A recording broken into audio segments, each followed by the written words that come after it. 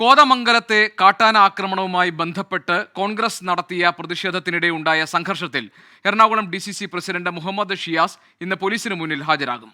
വൈകിട്ട് 4 മണിക്ക് കോതമംഗലം പോലീസ് സ്റ്റേഷനിൽ ഹാജരാകാനാണ് നിർദ്ദേശം. സംഘർഷവുമായി ബന്ധപ്പെട്ട എല്ലാ കേസുകളിലും കോതമംഗലം മാജിസ്ട്രേറ്റ് കോടതി മുഹമ്മദ് ഷിയാസിന് ജാമ്യം അനുവദിച്ചിട്ടുണ്ട്. വിനിത VG കൊച്ചിയിൽ നിന്ന് വിവരങ്ങൾ നൽകാനുണ്ട്. വിനിത, മുഹമ്മദ് ഷിയാസ് ഇന്ന് കോതമംഗലം പോലീസിൽ എപ്പോഴാണ് ഹാജരാവുക? ഇപ്പോൾ തന്നെ ജാമ്യം കിട്ടിയിട്ടുണ്ടല്ലോ കേസിൽ, അതുകൊണ്ട് മറ്റ് പ്രശ്നങ്ങൾ ഷിയാസിന് ഇല്ല എന്ന് തോന്നുന്നു, അല്ലേ?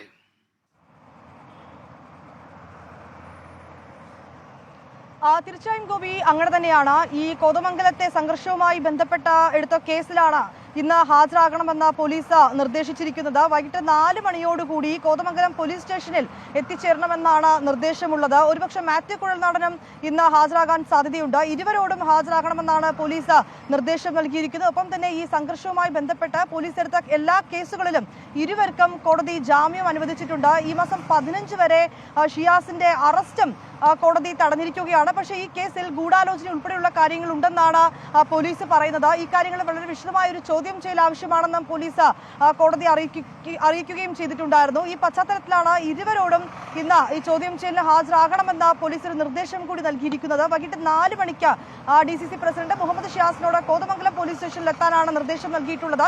ഈ നിർദ്ദേശം അനുസരിച്ച് ഇന്ന് അദ്ദേഹം ഹാജരാകുമെന്ന് തന്നെയാണ് അറിയാൻ കഴിയുന്നത്. ഈ ഗൂഢാലോചന ഉൾപ്പെടെയുള്ള കാര്യങ്ങളാണ് പോലീസ് ഈ ഘട്ടത്തിൽ ചൂണ്ടിക്കാണിക്കുന്നത്. വിനീത VG ആണ് വിവരങ്ങൾ നൽകിയത് കൊച്ചിയിൽ നിന്ന്.